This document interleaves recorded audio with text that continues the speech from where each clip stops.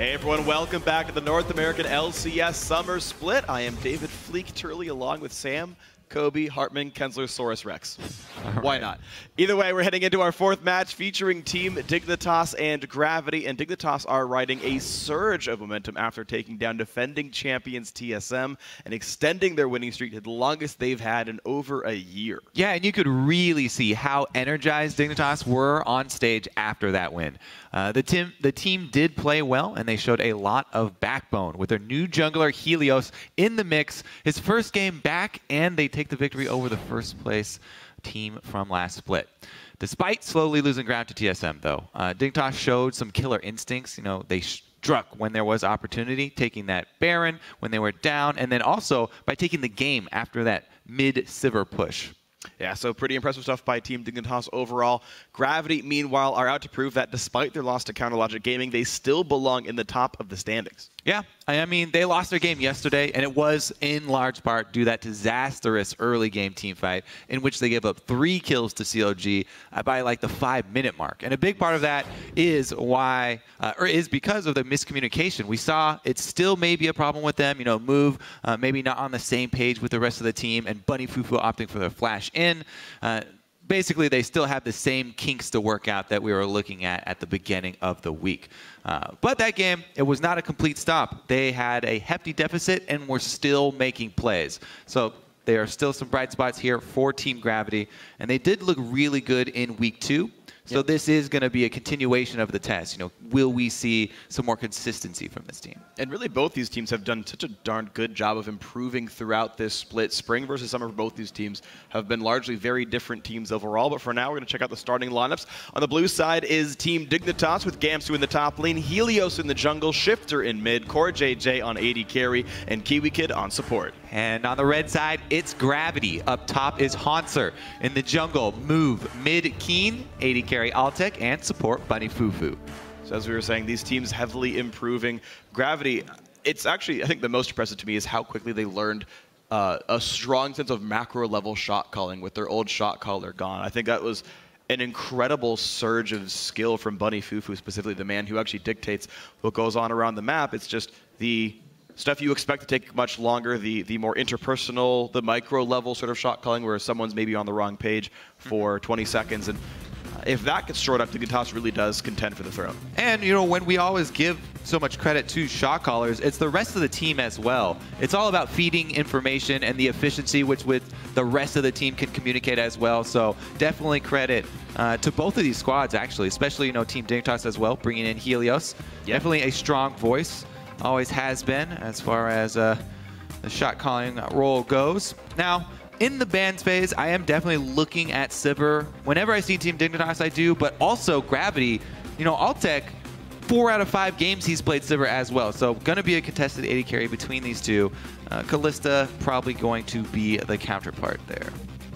So it's interesting, yeah, both these teams with some of their only losses being to Counterlogic Gaming. We know they're pretty strong, and they know that initiating fights and being tenacious has been a very strong thing. Back with old Gravity, they had a lot of success with things like Vi and Fizz and dabbing into the back line. Dignitas having a good sort of front line in the hard engage of Kiwi Kid worked for them as well. But Sivir off the table, Twisted Fate and Urgot away from Keen. So Dignitas removing multiple engage tools from Gravity. Meanwhile, Gravity pretty much go through the expected bans. You can see the 3 bans, each of them over half the games. Rise, LeBlanc, and Alistar obviously heavily contested, which does leave up Kalista, though, for Dignitas. Right, you know, Sivir banned out. Kalista, there's the #1 pick. And Alistar also being banned out. Bottom lane looks pretty strong here for Dignitas. No Alistar, though. Nautilus being locked in. Very aggressive support as well. A lot of kill pressure there. Hard to land the skill shots onto Kalista. As we saw in the last game, though, 1 anchor toss onto Kalista mid-jump can earn you a victory. It's like the worst feeling in the world. You end up jumping into a skill shot, and you can't stop yourself anymore. You've already left the ground. It's not like the old platformers where you can move in midair and like turn back around. It's like playing fiddlesticks after you start channeling your ult already. At least you can stop that one. Done that maybe once or twice, flashed early or something like that. But Gragas does come through, so Move gets a chance to play one of the more popular and common junglers. He hasn't actually played it yet this split, but he gets the Gragas. We can see how he does so far. Alistair off the table, the Nautilus gets picked up, a lot of smart things there. Now Dignitas to round out some more of their lineup. Neither Gamsu nor Shifter took a lot of bans, so most of what they want is up. I'm actually very excited to see move on a champion, not Jarvan, you know, one of these actual power pick junglers, to see what he can do with it, because he's been forced onto later round picks as far as picking up jungle champions for Gravity. We'll see what he can do versus the Rek'Sai. Of course, the two premier early game junglers using Cinderhulk for each of them, so they both scale fairly well to the late game. And what's interesting to me is, the reason I said wow is Altec literally insta-locked Tristana on his pick right there. We might see another mid rumble, but yeah, you were talking to me actually during the last game about how you've seen Tristana into Kalista being a specific matchup pick. Yeah, exactly. They were talking a lot about, you know, her turret pushing power, but in China specifically, did see it a couple times directly into Kalista. So I'm really excited to see if they do actually get matched up into the same lane, how they will play it out, because you know, there are some play patterns that you can use with Tristana. Her being more bursty now, you can actually, her damage is also front loaded. You can take advantage of that with Kalista, who has to wait for the Ren stacks to stack up to be able to win a trade. And especially the fact that Buster Shot can knock her out of Rend activation range can make those really some one-sided trades here. Yeah, as far as duo lanes to go up against, though, Kalista Annie, really, really painful. So if they want to go with the Tristana Nautilus into it, this is definitely going to be the test, because that is a very, very high kill pressure duo matchup. Absolutely, and it's going to be a fun matchup as well, just because both of these duo lanes are known for strong laning phases. Altec and Bunny Fufu versus Corjay, Jate, and QB Kid. These guys definitely able to take wins in the 2-on-2. Dignitas have locked in their whole lineup, and it is pretty much around the Shifter Azir. It's a big tank wall, a lot of engage, and a huge amount of damage coming up from the Azir mid lane. Yeah, I mean, nothing, you know, surprising from Shifter. It's pretty much been Azir or Kog'Maw from him. Likes to be long range damage. Very, very relevant in the late game. High DPS from him. And that's going to pair really well with Kalista, so they have dual threats there. Gravity, though, all around, they've got that top lane carry potential from Hauntzer, who has really stepped up for the team. We pretty much never mentioned him last split, but he's actually been a really big part in this turnaround for Gravity. We mentioned all the new players they brought in, but the existing players are stepping up as well. So we're going to see Jarvan after all. This may be top lane... So it's either top lane Gragas or it's mid lane Rumble. Or mid lane Jarvan. Keen is on the team, so it's probably a mid lane Rumble, I'm thinking. All right. Because that's what they've done before. They can't keep switching it around. Keen will play whatever he wants. Maybe he'll do Jarvan mid. Maybe he'll do Gragas mid. Yeah. But, I mean, as we think about the matchups, like, we see a lot of Aurelia into Azir. It's something that's come up fairly recently. Faker did it. We also saw a similar matchup. Alex Ich of Misfits qualified for the North American Challenger Series, playing Aurelia into Ziggs. And now we might see this mid lane Jarvan in AD burst backline reach against a I want to be safe siege mid. Jarvan ulti will bypass the Azir ulti, so we can actually jump over the would-be knockback to get onto the back line, and it is going to be, after we've passed the lock-in time, top Rumble, mid lane Jarvan for Keen. Keen never fails to disappoint. We'll see if the execution backs up the theoretical matchup, though, because assassinating Azir is not quite so easy. You have to all in, you have to be wary of jungle pressure, you have to have vision to make a play like that. But if you can pull it off, they do have Gragas, one of the premier early game junglers, to try and match Rek'Sai. It's going to be a whole bunch of fun. Either way, load up to Twitter and let us know who you think will come out ahead of this game. Tweet at LOL Esports. Use either hashtag DIGWin or hashtag GVWin, and let us know who you think is going to be taking this one down. Dignitas have a chance to tie back for first place. And if Gravity wins, they get within one game of that spot, one game behind Team Liquid. It's going to be a wonderful match. All right, so Shifter opting for the barrier, of course, when facing melee assassin mid lane. Gonna try and help himself not get completely popped in one combo. Jarvan does have a very, very potent early combo, especially with his passive, one slap percentage health damage. Yeah, so we'll see if Helios then can be around to counter gank and keep that lane afloat, because Bunny and Fufu says that adding Helios to Dignitas is a good step in fixing some of the team's issues. Dignitas, I think they have some communication problems and shot calling problems, and I know Helios was a huge help on WinterFox for those aspects, and especially because he can speak Korean, it'll help Gamsu and CoreJJ a lot at times too, so I think they fit in really well. Yeah, I mean, he came over in the first game in the North American LCS versus TSM. They take a victory. Yeah. So very, very good debut for Helios on Team Dignitas. See if he can back it up in game number 2. Minions have spawned. I think it's definitely likely. So as we get ourselves into level 1, I love what Keen does with League of Legends. I just want to read something out. So I'm gonna list champions, and you tell me which lane this is in. Fizz, Malphite, Twisted Fate, Urgot, Rumble. What lane does this man play? Mid lane. Oh, and Jarvan. Which, Sorry, which of those champions? Yeah, all of those champions in sequential order. Those are 5 champions. This is not a good test here, Freak. The clarity is not there. Helios starting in his jungle, though. He's got Annie to back him up. Help screen for him because the lane swap was called. We'll see how CoreJJ and Kiwi Kid do in the 2 versus 2 that we were looking for. Mm-hmm. And we see pretty much default starts all around.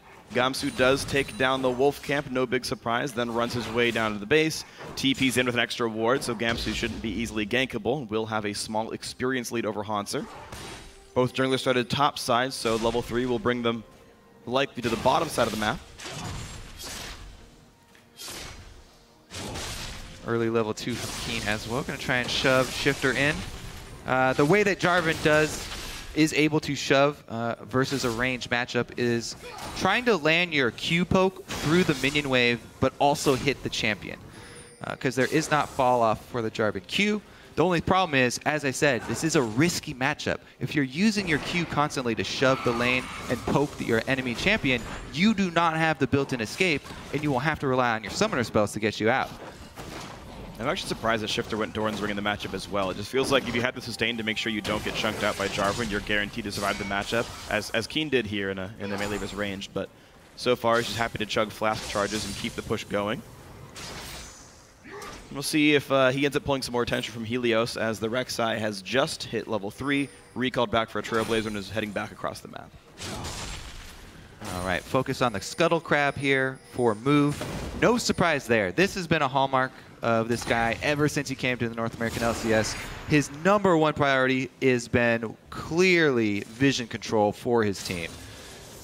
The other very telling aspect of his game has been that he tries very, very hard to give away the last hits for his ganks to his solo laners. Right here, I feel like just because the movement that Shifter took up topside, he thought that he was seen. Decides to stick around, cancel his recall there for a second. But anytime we mention all these junglers that like to go for early ganks, go for the level 3 move, we also have to mention the drawbacks of it, which are, of course, the hard farm route. If you're the opponent here, Helios does get a small lead and an extra level here as he's back out on the field quicker, didn't wait around in the brush for the gank. Just rushing the experience here, and it's going to be a definitely high-level Rek'Sai. Could be a very big threat. I think he does need some tank stats to be relevant in this game. There's a whole bunch of frontline damage that could come through. Sit-in Rumble equalizers could make Rek'Sai's life pretty short here. But we are on just the smallest of gold leads for Dignitas overall. Now, the top lane matchup has equaled out. The very first levels, it was CoreJJ and Kiwi Kid getting a really early push in. Now that the lane is equalized, we can see the matchup happen, but Helios is already here for a counter gank if something happens. Yeah, I actually really like the matchup because early on, the Kalista passive with Annie, if you both land auto attacks, gives you a huge amount of presence in the lane. The range advantage for these two, they should be able to bully early, use that percentage damage. But as Tristana gets to level up, she can go for the all-ins with Nautilus because her damage is so front-loaded. Just pop your E on them, rapid fire a couple attacks, and then back off before Kalista has stacked up enough Ren stacks to actually equalize the damage. And just like the Alistar matchup I talked about earlier, Nautilus needs his actual skills to do anything in the first place. Like, level 1 Annie is basically already Annie. She charged her pass with the fountain, presses W. Surprise, I stun people. I'm still the same champion. Nautilus needs the hook, might even need the shield, and always learns E in the first place. So Yeah. equalizes out. We'll see it play out from here. Yeah, both duo lanes playing fairly cautiously around jungle pressure, I feel like, right now. Because the early stages of the game, obviously, no ward coverage. Here we do have our first jungler interaction. As we can see, Move gets the barrel off, but Helios is slightly ahead as far as the camps are concerned because he spent a little bit less time waiting in the brush. Seeing this bot lane fight instead there. Yeah, Helios half a level ahead right now, 5 versus 4.5. Gamsu misses the cannon, oh no! Teleport back up for him now, though. So teleports have been equalized for the solo side laners. And we haven't seen them pressured much, even though the initial ward timed out from Gamsu and Hanser is just shoving into the lane over and over again. He hasn't really gotten any wards from Move, and we haven't seen Helios even try to show up. I really feel like, yeah, the way that it's going is fairly good for Gravity. There's a little bit of harass, but CoreJJ does not commit with Kiwi Kid there. Just because Jarvan's been able to get to the early pickaxe here for extra damage for the burst combo to time with his level 6. Here's the collapse from Helios. Defensive ward from Gravity will see it, but they get zoned out from a bunch of minions. The Callista Annie not level 6, so the tower dive much less potent. Yeah, I don't know if it's going to be strong at all. I mean, 555 is maybe not that much damage. Kiwi Kid taking a whole bunch of pain, and he's on the wrong side of the turret. That's first blood over to Altec, and now they go in, and Helios going to be the second to die. Over greedy dive by Dignitas. So usually you respect an Annie Callista dive like no other duo lane, but they're not level 6. They don't have the ability to juggle aggro on the turret. They don't have the extra CC, and that was a really rushed decision. Whoever is making the calls, you know, maybe they felt forced into it because Helios had the timing to make it up there and they were trying to make the move with that minion wave, but that was a very reckless call. They did not have any information on Move's whereabouts. Teleports were both up, as we said. So interesting early blunder there from Dignitas, and Gravity get a very nice early lead for themselves. First blood and an extra kill. And Hanser buys an early home guard boots off of this. I guess he sees, well, my TP's down, Gamsu didn't teleport. He's got to kind of play around the fact that maybe a dragon fight happens sometime in the next 4 minutes that he can't react to. Home guards may help that, but just an interesting investment all the same. We'll still go towards haunting guys a bit later. We'll see if that manifests into much. Gamsu with the TP advantage. The lanes all swap to the bot lane, and maybe Dignitas tries for round 2 with a 4v3. I feel like this is the opportunity for Altec to go all in with that Triss combo we were looking for and try and chunk CoreJJ. Because this is the recall, he does not have lifesteal yet, so he'll have to chug through his potions. If Triss can get off that E, couple of rapid fire auto attacks into an ult, that's a huge amount of harass that will stick. Oof. But he's just going to shove the wave, use that AoE damage to get towards the turret, and as Jet said last game, utilize Tristana's turret pushing power. Maybe they will get some damage while the minion wave is shoved up. Yeah, it's likely to be very strong here. Pink ward goes down, and it's awkward though because Gravity, despite having this lead and the fact that they have the bottom lane push advantage, they actually can't reliably go for Dragon. Normally a team like this, you'd see them probably pressure that objective down, but again, that TP disadvantage slows them down for the next 3 minutes here. Also talking about Tristana, because we don't see her very much, I'm tracking the skill orders there. Piglet had gone 4 points into explosive shot and then max rapid fire, so it was like 5-1, 4-2 was the ability numbers. Right here, Altec's only got 2 points in explosive shot and is already maxing rapid fire. So they're prioritizing the attack speed by like level 12 or so, and even earlier in this case. What's also interesting is Gravity's attempt. Oh, I don't know if he meant to do that on the minion, but he got the explosion damage. And this is going to be a much easier dive than we saw. Funny Fufu has aggro and he's getting exploded. The Annie stun plus the turret damage will not quite take him down. 2 kills come through for Gravity off a quick dive. Drink your potions, kids. Funny Fufu able to survive there. And they'll get the turret on top of it just because of how quickly Triss can blow them up. The other thing that you mentioned, about the dragon, yes, they they're not able to get it right now because of the teleport disadvantage, but it's not really that big of a deal for this squad. Their main way of winning the game isn't really Dragon control. They've got great siege. They've got Rumble, Gragas, and Tristana all great at turrets. Dragon control would be optimal. Yeah. But it doesn't hurt them too much. Not to grab it. It seemed to work really well. We didn't see Gamsu TP in to stop the bot lane dive. So the fight for the turret went totally okay. We didn't see Shifter really show up either, and it seems like Keen being able to bully out this mid lane matchup from level 1. I mean, Shifter missed 5 CS in the first 2 waves because of the turret push here, and then we still had Keen roam out of the lane first. Tiamat's done, going towards maybe Ravenous Hydra. Dive in the top lane is going to go in towards Hanser, but they're getting Dragon for it. And not the best equalizer. No, that was a very bad equalizer. Definitely a misclick. Probably was trying to flash that way and clicked his R on accident, I'm going to say. But regardless, definite misplay there. That wasn't, though. Taking Kiwi Kid out of harm's way, saving him from Keen. Yeah, we haven't seen Keen go all in on Shifter for the burst. He just has been straight up winning the Jarvan Azir matchup with the threat of the all in. It's beautiful to watch. So Dignitas do manage to equalize, though. They managed to capitalize the top lane turret after the kill as well, making that dive absolutely worth it in the first place. But we're sitting on an 1,801 Dragon lead right now for Gravity. I want to see now where they put the rest of their members. Dragon off the map, TPs don't matter as much. Where does the Tristana Siege go? Well, looks like mid lane so far. He's going to be able to take the Raptor camp fairly quickly due to his explosion.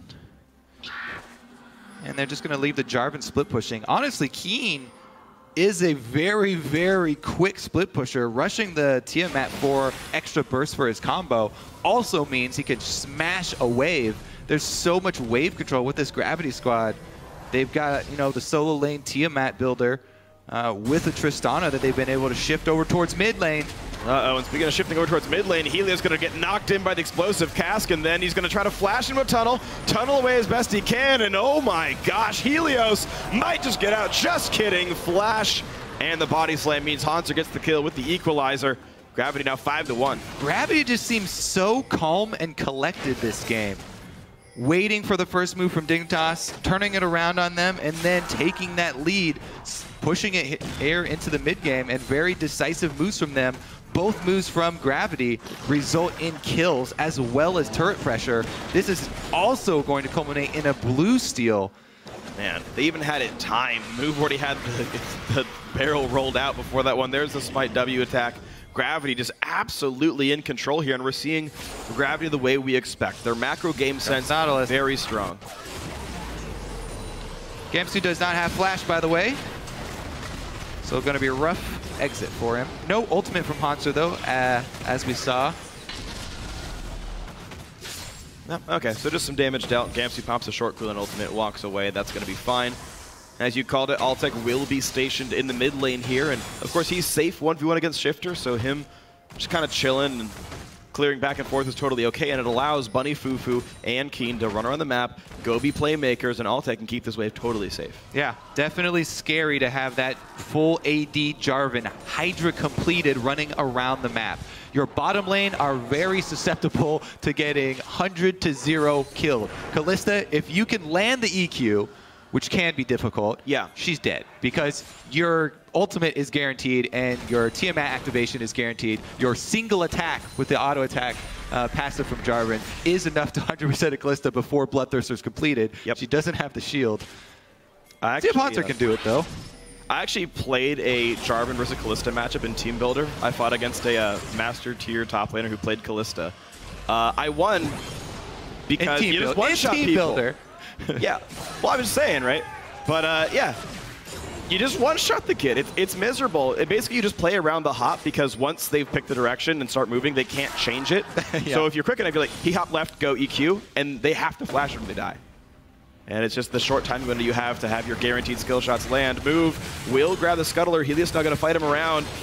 Shifter tries to show up, cannot quite land the knockup though, and move gets out. You know, it's actually funny. We didn't mention it during Champion Select, but Gamsu is also the other solo laner who likes to play the full AD Jarvan to run around and pop AD carries early on. That's true. So it was even a takeaway from Gamsu. Here it goes. I'll take it to the turret though. Altec does summon her healed. Merlanomicon cuts it in half, but 300 health on Tristana. Not a very happy elf this time. Flash the way to... Count to 10. See if he can get... 15, I think, now. Well, keep counting then. 9, 10, 11. All right, he flashed. Oh, he's dead. So is CoreJJ, though. Hotzer takes him out. Both AD carries fall off the map. Solo laners take him out, 1 for 1. Dignitas finally get back on the board a bit more. Nice stun to Bunny Fufu. Moves around Helios to land the knockup. Anchor toss out of the wall. Good explosive cast to buy a bit more time, but Gamsu is on the chase. Dignitas really wants this, but so does Keen. The duck comes through. Down goes Annie. Helios got to say goodbye, Os. Hotzer gets another kill. Who flashed? Everybody's flashing, freak. Gamsu's already used it, so he can't get out with it. Gamsu's in the front. Not doing a whole lot of damage, though. Shifter's kind of alone at this point. CoreJJ stuck in base. No fight possible for Dignitas. I do not know a Gamsu by the TP into this one. Nothing gained for him. Another 2-0 for Gravity. Ooh. Yeah, the mid game going swimmingly for Team Gravity. Another display of the power of that mid-game full AD Jarvan there from Keen jumping over the wall to turn this around. So there's the stun. They try and get, 3 members under the turret. Maybe they can focus Bunny. But Bunny still had flash this entire time, by the way. He never even uses it. There's the combo. We talked about the vulnerability of the bottom lane members to a solo lane full AD assassin, and we see it there. Gamsu going to try and flash over, but at this point they've lost too many members. They do not have an AD carry there, so Sand Soldiers by themselves not going to be able to fend off the entire team, or not going to be able to kill anyone. All right, so it's getting worse and worse for Team Dignitas here, who sit almost 5,000 gold behind as Gravity continues to find some great fights. Hotzer, we keep talking about it, but he's 4-1-0 on this Rumble. A huge carry force for the team, setting up basically everyone. Looks like we're going to see Black Cleaver coming next for Keen, I'm guessing, and this AD Jarvan definitely in a good spot this game. Well, now he's level 11, so that's yeah, going to add extra Cataclysm damage to his combo. Definitely in a good spot, as you say. He's also, looks like he's going to go for that Black Cleaver next, which is great because the full combo from Jarvan, if it doesn't 100% you, it is going to shred all of... Do they really want to do that? I feel like if you've already used the Kalista ultimate, if Kiwi Kid does not have his stun already charged up, somebody's going to get one shot. And looks like Dignitas chickens out after all, so nothing gained in this one. Bunny Fufu able to anchor toss away. Looks like he's totally safe to play the ward game here. Is not able to be punished. Keen feels comfortable as well here, and so Dignitas, the question is, how do you get yourselves back into the game where you're so far behind, aside from just waiting for Azir to power up? I'm going to say they need to make a flash play from Kiwi Kid. That's what Dignitas always turn to in their times of need. They really need a big play from Annie. And this is the type of character that Kiwi Kid loves because it's a game-changing character. He can turn the tides of an entire game by landing a multi-man stun. They would have to take the opportunity when they have numbers advantage as well, though, because they're so far behind. They need more than just an AoE stun. They also need to have the numbers advantage in that scenario. Well, we'll see if they can get the rotations to make that one happen. Right now, no teleport for Hotzer, so he can't join the fight, and maybe someone mispositions and that opportunity opens up for the blue team here. Meanwhile, Gravity have continued to make some very good choices. They've controlled dragons. They've got 2 of these so far. Altec is still on push duty in the mid lane, and making very slow progress, but that turret's losing health every once in a while. But otherwise, playing a pretty slow game. The thing is, I don't know if Gravity... Oh, there's the... What? Not the play I was looking for. What? He saw a ghost. Hello? What? Maybe that was a recall that we missed. It might have been, actually. No pause, so user error? Oh, and I'm going to go back and see. All right. The recall. I'll take over the play-by-play then. Keen goes for Kiwi Kid. All right. Taking the baby away from another baby. Pretty easy Kalista ultimate there. Yeah, he was half second away from getting Altec. Altec was recalling right. Okay. So Altec was there. Unfortunately, full whiff on this one. Hanzo now getting caught out by Gamsu. They do find something to catch, and if only Kiwi Kid had a stun, maybe they would have killed him. But of course, he wasn't in range for anyway. Mid lane just keeps getting cleared back and forth, and we are seeing Dignitas try to make those plays. It's how they won against TSM. They finally just found the engages that would work for them, and it did close the game out. But this time around, Gravity have been very safe in their movements, or safe enough at least. It is going to be really scary. We keep talking about the solo laners and how strong this Rumble is right now, how strong this Jarvan is right now, but Altec on Tristana has the Infinity Edge plus Zeal and Zerker Greaves, extra crit with the Brawler Gloves just to the Bloodthirster. That is a huge, huge DPS discrepancy between AD carries. Yeah. And he has the burst potential as well to add on to ninebody who gets caught by Jarvan. So, I mean, no one's really even built armor. Gamsu's got a Visage and a makings of a Righteous Glory. Helios just has Ninja Tabby. No one's going to survive Tristana damage, especially when she's this far ahead in items. So you're absolutely right. Level 13, kind of the biggest she's ever going to spike in this game, and she's got items to back it up. Now CoreJJ going to get body slam flashed. Explosive Cask actually gets him away from the team, and now he's going to be safe under his turret as Gamsu shows up to buy a bit of time, maybe a bit overzealous as Bunny Fufu will get killed for his hubris. Or Dignitas can wait for a misplay from Gravity. They do get a kill for it. Did have to burn a teleport and still lost the turret mid, so they're still bleeding, but they did get something back there. That was a good flash from CoreJJ. To reposition himself for that Gragas ultimate to survive and get under the turret. But Flash no longer available for Kalista. May be able to punish that. Well, it looks like as Bunny Fufu respawns, nothing's going to get punished by much. Couple CS lost in the mid lane, but really, oh, Keen again goes in on the Helios EQ Hydra into auto attack, and out goes the fish out of water. All right, Hanser going to get some deep wards for himself so he can continue pushing in on the Maokai. Zonya's completed for him as well, so he has more team fighting potential. Teleport discrepancy as well means that not only does he have a strong team fight presence when he teleports in, but he can continue to shove Gamsu up here and create the numbers advantage for Gravity rather than for Dignitas. See if he gets caught though, because Kiwi Kid does have Moby Boots. He could take the long way around behind. Yeah, no distortion yet for him though, so it may be a long road upwards. Kiwi Kid is going to be building towards, I'm guessing, Righteous Glory off the double Ruby Crystal. So we'll add more move speed to the arsenal, but not the one that reduces the flash cooldown.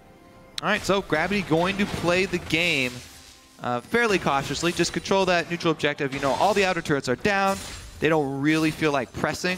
They could pull a split push and try and utilize Tristana's, turret damage, but they can just control the dragon. As you said, they've already got 2, so although it wasn't, rushed dragon and won't be extremely quick, they can easily take the consecutive ones and, force Dignitas into increasingly worse position. Yeah, if they do it on cooldown the rest of the game, they get Dragon 5 at 36 minutes, and that's a decent clip for an endgame push, and probably by then they can chance a Baron as well. So if Gravity wants to play it super slow, that can work for them, although they are pretty far ahead right now, making me think that they should be taking moderate risks in this mid-game. They have been taking dragons with that, and we've been seeing them look for dives and pushes, but we'll see if they can get any more than 3 turrets in the near future. 10 seconds. So we'll say each dragon respawn 6 minutes, 10 seconds. Okay. All right.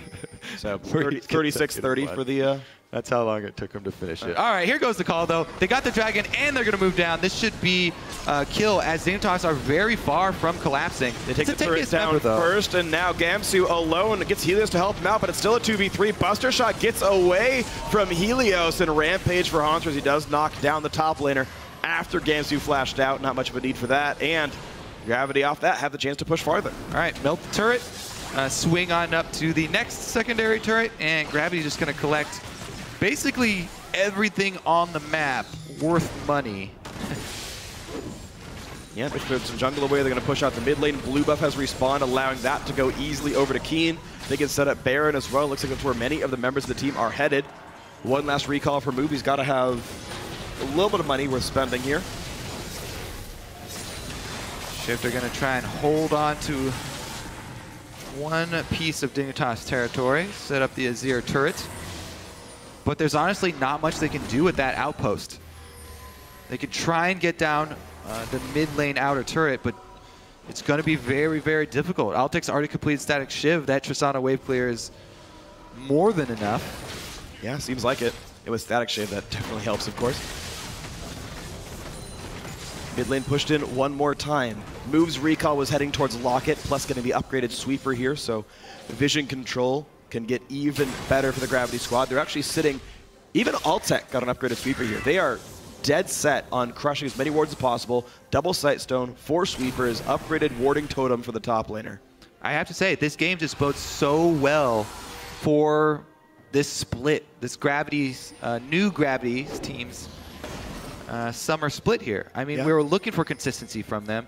The game yesterday, it's very hard. Not only is it very hard for Bunny to step into the shot calling role very quickly, but as Meteos and many others have echoed, shot calling from an early deficit like they encountered after that one 4-on-4 skirmish in the jungle is really, really difficult.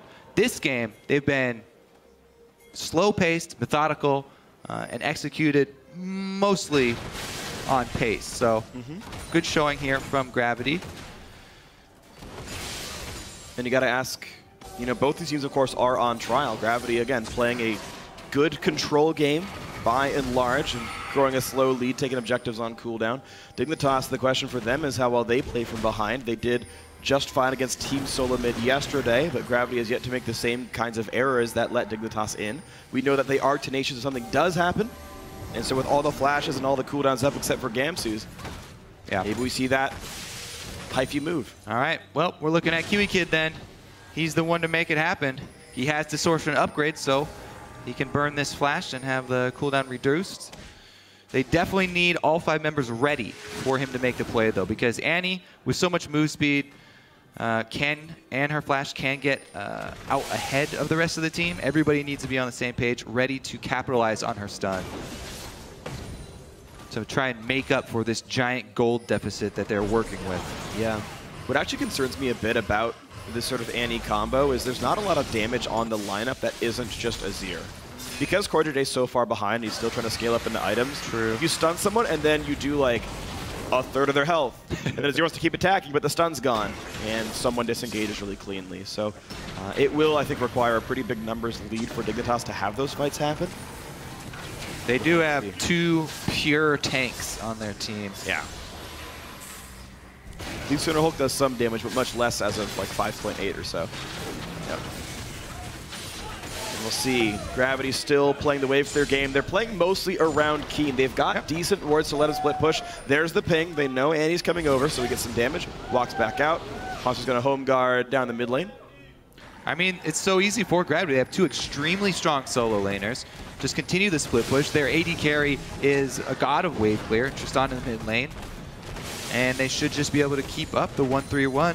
And as we said, continue to drain the map of resources. Yeah. Take all neutral objectives. And with all the wards they can put down, they eventually create this area of blackout around Baron. And right now they think they've done it. There's the brush bait. They say, hey, Dignitas, remember these Barons? These things that have haunted you for most of your life? Well, you want to check into this one? Because we might be around. Helios actually not burrowed, but blue trinket used by CoreJJ. There's a 90 or 2-minute cooldown. And they're going to clear away a Spectre. And then this ward from Kiwi Kid will get swept. And once again, Gravity can play the exact same game, this time without all the cooldowns left. Well, with the Scrying Orb used, they could actually transition into actually taking down the Baron right now. But they do not feel like they have sufficient deep wards to see the approach. I feel like that was maybe a missed opportunity. Yeah, Kiwi Kid had to recall. He was out of Sightstone charges. That was his last ward. Yeah, if you see the Scrying Orb get used like that and no movement from the Dignitas squad, that may be an opportunity. Even though this game's going so well for Gravity, you always want to look back at even the wins and see where there are moments where you could have executed better, because you're going to face stiffer and stiffer competition. Of course, Gravity's goal, as is pretty much every North American LCS team, is to get to the top, not just stay in the league. Gravity right now with a win here would put themselves within 1 game of the top, and what a great turnaround that would be, where they're serious contenders for the throne. But so far, it's been pretty good for Gravity. Dragon will go down. That is number 4. That one, I think, took less than 10 seconds. Yes. So it's getting faster. All right. That puts us on track for that 36-minute number 5 then. And that is so much easier. The risk around taking that is almost nothing for Gravity. Yeah. So compared to Baron, they can have a very easy path. They can just wait that 6 minute out and just take that. They're almost more likely to slow down because of it. Now that it's so close away, they're like, look, if nothing happens for 6 minutes, we practically win the game. Yeah. So let's hope nothing happens. Inertia might be a good thing for Gravity, though. All right, well, let's see if they can, if Dignitas can shake things up and force some action. They do not want to wait around. Yeah, they might need to accelerate this. Yeah. If they continue to wait around, it's just going to be fighting Dragon 5 and Baroned up Gravity. Rek'Sai ultimate, maybe this is the time. Negative. Nope. Farm alarm. Headed back to the jungle. Move is not exactly the champion they want to catch out and burst down. They did have a hard time with that one. He's going towards Locket. Not done yet, so at least that's the saving grace for Dignitas, but he's pretty much close to that combined here. I think he's actually within like 50 gold of it. They're forcing something here. Some action will take place because they've called Gamsu up. They're no longer answering Hunter's split push. Nice. He's going back to get home guard boost for his teleport, actually. And Dignitas got a little antsy. Gamsu popped the Righteous Glory, did not find the engage in a move. Look how many wards there are possible for Hanser to teleport in with home guard. Oh, man. Right, but do you want to flank with Rumble? He has Zhonya's after all, but, oh, they catch some damage to Gamsu. He, again, is the tankiest member on the Dignitas lineup. The rest of the team will converge. 2 in the mid lane, 3 in this river here. Move wants a piece. All right, he's getting bored.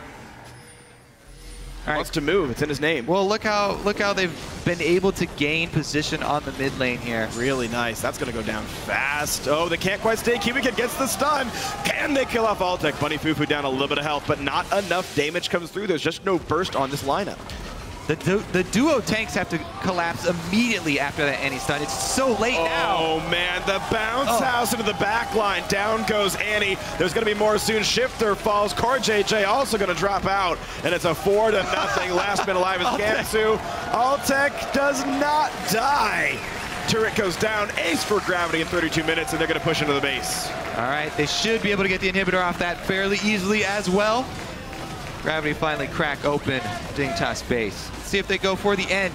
I think they can. You got 20 seconds on most of the damage-dealing members. In comes Bunny Fufu to tank it up. Keen is gonna die. Ruins his fantasy score. His first and only death of the game. The base did, but Dignitas could not. Pie in the sky. 3-1 for Gravity. Are gonna try to close down on the Nexus, but hold on. Dignitas respawn in time, and the lack of Keen is actually enough for the base to not fall down. And Rek'Sai is on the flank. Gamsu has TP. He pops it. Can they catch any of Gravity on the way out? This is how Dignitas beat TSM. Just some kind of catch. But no one's in range to stun Gravity. Maokai's headed around. Does have Righteous Glory ready. There it is. It gets popped. A great barrel by Move. The slow last 2 seconds. Equalizer just says no thank you. Wow. Well, all right. Dignitas are able to pass them on the inside track, but that's not what they were looking for. No kills achieved. Outer turret still stands, and Gravity finds safety. Hanser's chilling. Now he's like very alone, by the way, but nothing picked up here. Gravity are trying to get Dragon 5 on the field. Dignitas trying to stop that. Yeah, I mean, they can get a Scuttle Crab, and maybe they can get Hanser. Oh, yeah. No ulti. He's got flash, but he's surrounded. I don't see how he gets away from this one. Save it. Oh, Core JJ. Oh, he didn't get the cannon. He was trying to get that cannon minion before he died. Oh, wow. Helios waiting in the wings in case there's a counter gank. There is not, because Baron's happening on the other side of the map. Gravity happy to take what they can with everyone else on the wrong side of the map. That's going to be a clean take, and you got a minute 20 till Baron. That's going to be easy.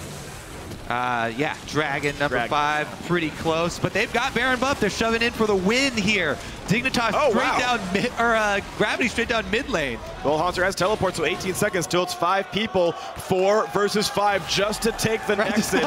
Running forward, Shifter summons a turret, but that doesn't keep the Nexus alive. Shifter gets killed off by Altec, but it's a 4 versus 4. Hanser gonna respawn in 2 seconds from now. They get TP in afterwards. Dignitas still wanting to fight. Here's the TP in. It'll be a 5v4 with Baron buff in Gravity's favor. They don't want to do battle. They will knock down Helios on the backside. There's the hook on a Gamsu trying to escape through some minions. Fate's Call keeps Kiwi Kid alive, but here they go. Down goes Gamsu, 4-17, and Gravity will move on to a tie for second place with this win. Oof, what a clean win from Gravity as well. Probably one of the, probably the most impressive one, at least this split, maybe of their entire time in the LCS. This is their first year. Still a fairly new team with some very big changes in the offseason as well. And definitely one of the teams that's been able to handle roster swaps with the smoothest transition. Yeah, once again, you got to see this team play to their strengths. Their weaknesses generally not abused.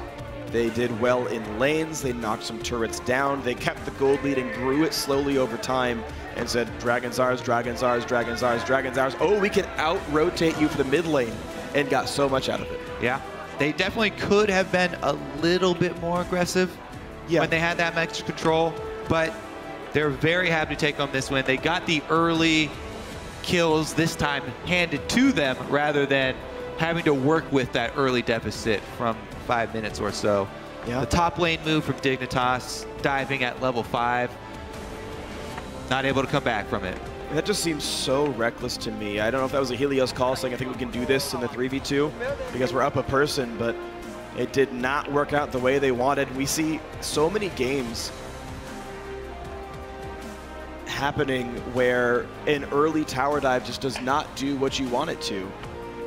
We saw, you talked about that with Gravity versus CLG, went on the way of CLG very easily. We saw that Enemy Esports against Team Liquid. Enemy Esports threw away 3 kills on a tower dive. Dignitas does the same thing here. I do like aggressive teams, but it feels like Team Impulse is the only team that actually does it with the right amount of risk assessment, where it actually comes out positive more often than not. Yep. Gonna need to work on that skill. Pretty much all teams. It's very difficult one to come by. Yeah. Okay, so as these teams do develop their skills, though, we have Gravity and Dignitas both now at 4-2. They are in a tie for second place. We will have CLG playing the next match. They're at 4-1 right now. Maybe they join the tie, or maybe they join Team Liquid in first place here. Right. If you know, we could have Team Liquid standing alone in first place at the end of the day today. If CLG are not able to take down Enemy. Yeah, and then instead we have the gigantic tie for second place. We would practically half the league here, and that'll be a fun one. Either way, for more, we're going to send it down to Riv, who's with Gravity's coach. Thank you very much, gents. And I am joined by Gravity's Cop down on stage after their victory. Now at 4-2 on the season, or the split, I should say. Not too bad. You guys are definitely coming out very strong. And I kind of want to get your take on it. Stepping back from the AD carry position, we've heard a bit of Alltech in the videos that we've shown and how the transition has been for him. But how has giving up that position been for you? A role that you can impact the game, and now you kind of watch from the backside. I think it's really good for our team, or good for me, just because Alltech has a similar playstyle as me, and so I can teach him just simple things to improve. I understand like what he's thinking in game, and I don't know. It also gives me the freedom to coach and like do what I really want to do too. Now, coming in as a coach, are there any kind of worries that have been tacked onto that? You see that other teams are still doing things well that you guys are trying to catch up on. Are you actually happy with the growth right now? I'm actually really happy with the growth, just because I don't know. I feel like we're pretty clean on the early game, and like every rotation that we need to do, how we react to like a 2v1, pretty much like every scenario they seem pretty prepared for, so I think we're doing pretty good right now. And obviously being the AD carrier player yourself, how much do you offer to the other players on the team about their roles, about positioning, or do you kind of leave that up to the analysts? For like Keen and Move, I kind of let them work together just because Move doesn't speak very good English, and so they just help each other, and then if I have like a question, I'll just get Keen to translate for me. And then I pretty much work with everyone like at the same level, but Bunny I work on with more just because we're trying to get him shot calling, and that's my main focus. Definitely a difficult thing to kind of instill into somebody, but it's been going well even with switching up the roster. Final question for you guys looking forward. Team 8, Team Solo mid next week. How are you feeling about those matchups? I think we have a lot to learn this week, but we feel pretty confident against them. Cop, congratulations on the win for the team. Hope you guys can keep the record going. Right now, we're going to throw it to the analyst desk to break down that game and a bit more. Thank you, Riv. A slow bleed there for Dignitas, really showing how comfortable Gravity can play when they have that gold lead. Yeah, they were picking up every dragon, and they really had the control of the game with. They put Altic in a side lane, and he just keeps knocking down turrets once they got an advantage. Once the IE and the Zeal were in, he was just going to be the demolitionist role of Tristana, and then they were going to 4-1 split push. And every time you try to trade an objective against that 4-1 split push with Tristana, you're giving up that objective faster, and then he gets more CS on top of it. If you trade kills in the 4-on-4, then it's just an overall good trade for Gravity, and that's what kept happening to make this advantage just expand and balloon. Yeah, it's interesting. It's 2 games in a row now we've seen Tristan. We're kind of seeing the reason that people would ever pick Tristana is because when you do get that advantage, being able to push down the turrets is pretty advantageous, and it's been credit to Gravity in this game and Team Liquid in the previous game to actually get to the point where they can abuse that incredibly quick turret killing ability. Yeah, and what's interesting is on the other side of the map, we have Dignitas, who were struggling with those early deficits. But I want to look at the integration of Helios, because we bring him in, and we've had 1 successful game, 1 unsuccessful game in terms of win-loss. But the pressure has been somewhat lacking. Yeah, early game pressure on Rek'Sai. I mean, even though they won the game against TSM, like the first gank as him as a Dignitas jungler was like 17 minutes into the game in the bottom lane. This game felt somewhat similar as he just didn't have much of an impact early. I'll give him a break. I'll cut him some slack because he hasn't been playing professionally since he got relegated. And I know he's had a lot of decision making to do. You know, he said he was thinking of joining the military, but he still really thinks he can make it to Worlds. And I think it's going to take a little bit of time for him to integrate because he's a very experienced player, and I think he's just a little rusty. Yeah, he can kind of like merge with what Azingi was doing for the team, and their 3 victories will have that early game aggression. There's a lot of examples of how to pull that off that I think he can look at and be like, this is how I should gank for core JJ's lane. This is how I should get in on these. So there's a lot of growth that can happen there and a lot of improvement, and I don't think that it's not going to happen. Yeah, another thing we saw here in this game was the J4. What's interesting is that there were so many. There's actually so many members out there on the field that could have played that. Gomsu's played it in the top lane, Moves played it in the jungle, but instead we see it go into the mid lane this time. Suddenly, Jarvan is the greatest flex pick of all time with these teams. But it's a keen type champion is in the fact that you don't see many people play in the mid lane. And I said after Champ Select that I actually really liked the matchup against Azir. It's something I experienced a little bit early on with Azir when Jarvan was still a big time jungler, like in solo queue, and you would build Ravenous Hydra. Because once you build a little bit of damage onto Jarvan, he can pretty much just chaos dunk Azir anytime he wants. And we ended up seeing that over and over again where the Azir would just get completely blown up because Keen was just AD Jarvan. And it's easy. And it wasn't always the Azir either. It was like, oh, whoever's here, just take that, Annie, take that. And it was awesome to watch that. Just once he got ahead and snowballed, pushing the advantage from Gravity was something they did very crisply. Yeah, I do want to jump into our replay. We're going to 33 minutes into the game in the mid lane, and this is Dignitas looking for somewhat of a desperation engagement here, but in a sense, not respecting this damage that can come out of the Jarvan. So, Jat, we're going to throw this up on your screen. I'm going to let you take this one. Yeah, and this was also a pretty poor play by Team Dignitas to eventually roll into this fight because they'd been waiting for so long to find a fight that they kind of overcommitted in this sense. So they did get a flash Tibbers and they thought they caught all tech, but once that initiation didn't happen, Team Dignitas should have stopped. Now they're exposing themselves to the Jarvan flank, which is pretty immense. They click on Shifter, knock him up not once but twice, and even though, you know, he flashes away, he's really not able to do that much more. The dunk goes through. Emperor's Divide late. By the way, Jarvan can ult through the Emperor's Divide because the Jarvan ultimate is immune to CC while he's channeling it, so they just easily ace them, mainly because the beginning initiation there from Kiwi Kid failed, and Dignitas failed to respect the Jarvan. Yeah, there's some really good signs of life there for Dignitas, though, because yesterday they won off of decisiveness in their calls, and right there, they saw Jarvan go bottom. They're like, oh, 4-on-5, rush the mid, rush up the gut. It's what worked yesterday. And it was really kind of Gravity just playing dead for them. And then they all collapsed. And that's really what it is. So, like, Dignitas, good job there with the decisiveness that they are going to fight this. But it was good by Gravity to bait it out. Yeah, so some learning points there for Dignitas out of this game. Solid victory for Gravity, walking away, moving up the standing. We still got more action coming your way. Up next, it's Counter Logic Gaming as they take on Enemy Esports. Stay with us.